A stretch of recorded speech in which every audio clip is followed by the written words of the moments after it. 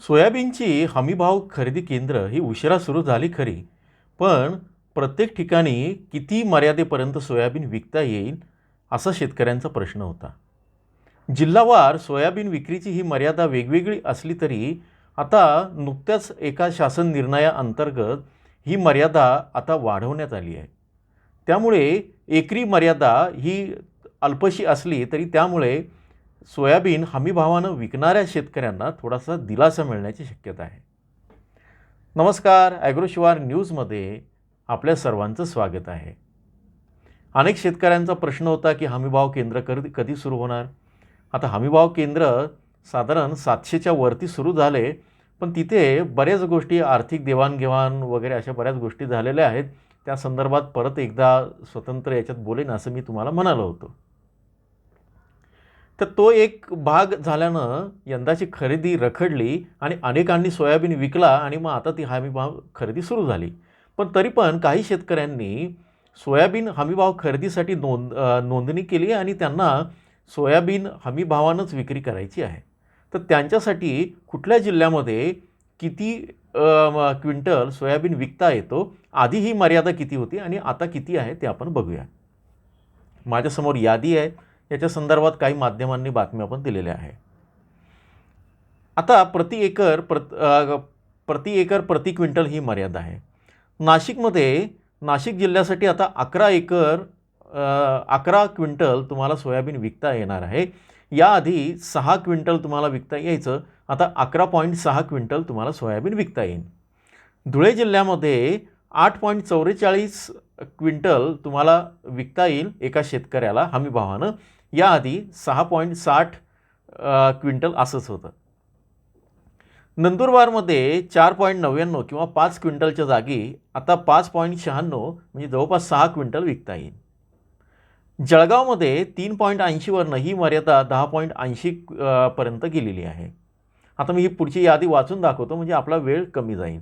अहिल्यानगरमध्ये 5.80वरनं 13.30 quintal, पुण्यामध्ये 9.40वरनं 14.60 quintal प्रति acre, Solapur जिल्ह्यामध्ये 6 क्विंटलवरनं 8.44 क्विंटल, सातारा जिल्ह्यामध्ये 8.80 क्विंटलवरनं 12.55 क्विंटल, सांगली जिल्ह्यामध्ये 9.34वरनं 15.36 क्विंटल प्रति एकर, कोल्हापुरात 9.80 क्विंटल प्रति एकरवरनं 17.31 क्विंटल प्रति एकर ही मला असं वाटतं सर्वाधिक आहे कोल्हापूरच्या याच्यामध्ये.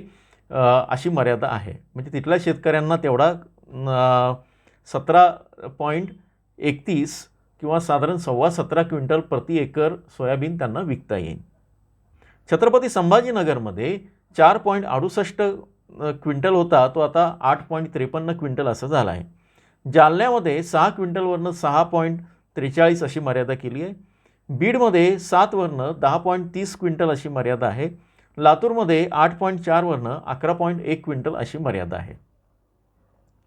धाराशिवमध्ये 6.80वरनं 9.30 क्विंटल, नांदेडमध्ये 5.40हून ते 7.71 क्विंटल प्रति एकर, परभणीमध्ये 5.32वरनं 8.8 क्विंटल प्रति एकर, माफ करा 8.08 क्विंटल म्हणजे फक्त ती 8 क्विंटल धरायला हवी.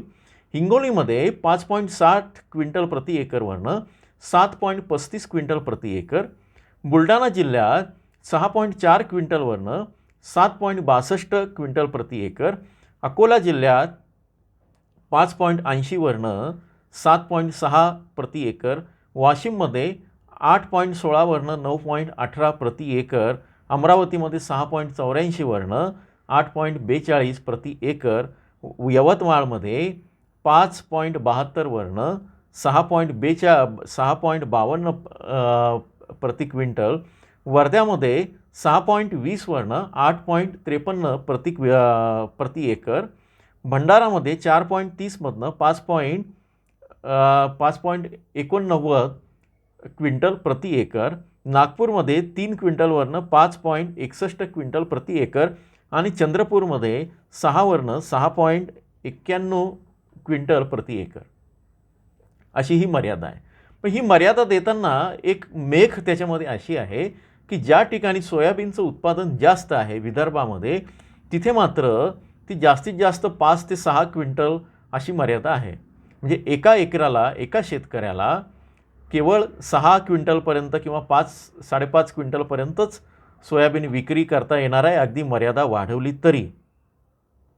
मराठवाड्यासाठी ती साधारण 6 ते 7 आहे, पण पश्चिम महाराष्ट्रामध्ये हीच मर्यादा अहिल्यानगर, पुणे, त्याच्यानंतर सातारा आहे, सांगली आहे, सोलापूर आहे, ही 10च्या वरती आहे, म्हणजे 15 ते 17 क्विंटलपर्यंत केलेली आहे. नाशिकमध्ये 11 आहे, लातूरमध्ये मात्र 11च क्विंटल आहे, 3 क्विंटलनी वाढवली आहे. हे सगळं लक्षात घेता खरंच शेतकऱ्यांना किती फायदा होईल हे येणाऱ्या काळात दिसेल. तुम्ही मात्र आग्रह धरा की हमीभावानीच खरेदी सरकारनं केली पाहिजे आणि जास्तीत जास्त नोंदणी करून आपलं सोयाबीन हे हमीभावाने विक्रीचा प्रयत्न करा.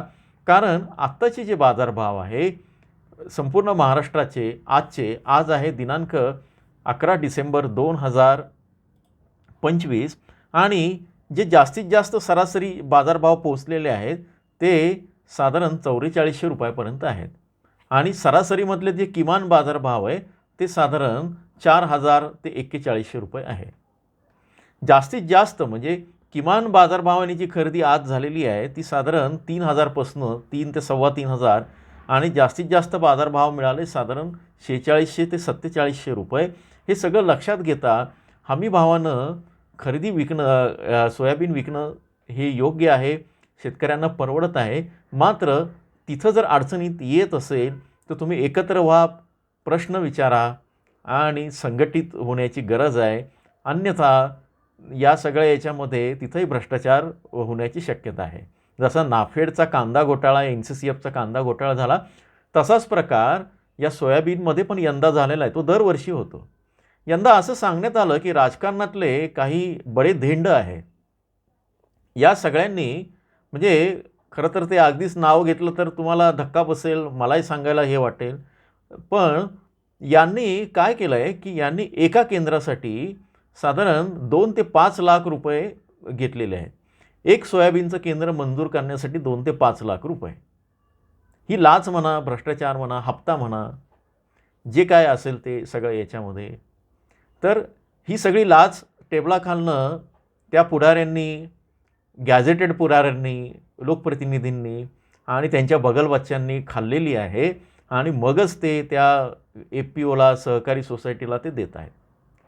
आता जी सहकारी सोसायटी किंवा जे फार्मर प्रोड्युसर कंपनी लाच देऊन हे तुमचं खरेदी केंद्र तिनं विकत घेतलं आहे, तर तो सगळा फायदा शेतकऱ्यांकडनं काढण्याची शक्यता आहे. त्यामुळे असं होईल की तुमच्या सोयाबीनमध्ये थोडेसे काहीतरी त्रुटी काढतील, मॉइश्चरच जास्त आहे असं म्हणतील, काळं पडलं आहे असं म्हणतील. अशा सगळ्या गोष्टी करून तुम्हाला तिथे भाव कमी देण्याचा प्रयत्न करतील. किंवा दुसरं असं आहे की बाजारातनं कमी पैशामध्ये घेतील आणि शेतकऱ्यांचे बनावट 7/12 वगैरे अशा नोंदणी, जो प्रकार नाफेड NCCFच्या कांदा घोटाळ्यात झाला, तो करू शकतात. पण हे कधी टाळता येईल की तुम्ही आपले 7/12 उतारा, बँकेचे कागदपत्र देऊ नका. त्यामुळे आपणच आपल्या शेतकरी बांधवांचं नुकसान करतोय. आणि दुसरं महत्त्वाचं की नाव नोंदणीचा आग्रह धरा, नाव नोंदवा, तिथं जा आणि या सगळ्या याच्यामध्ये ही खरेदी जी होणार आहे ती आणखी बरेच काळ चालणार आहे. त्यामुळे हमीभाव केंद्राचा आग्रह धरा. बाहेरच्या मार्केटमध्ये सध्याची स्थिती आहे ती मी तुम्हाला सांगितली आहे. तर एक होती दिलासादायक बातमी, दुसरी होती जागृत करणारी. या दोन्ही गोष्टींविषयी तुमचं काय मत आहे मला कमेंटमध्ये जरूर कळवा. आणि येणाऱ्या काळामध्ये तुम्हाला माझ्याकडनं या ॲग्रोशिवार न्यूजकडनं काय माहिती हवी, सोयाबीन, मका, कापूस आणि वेगवेगळ्या पिकांसंदर्भात, तेही मला सांगा. जोडून राहा. धन्यवाद.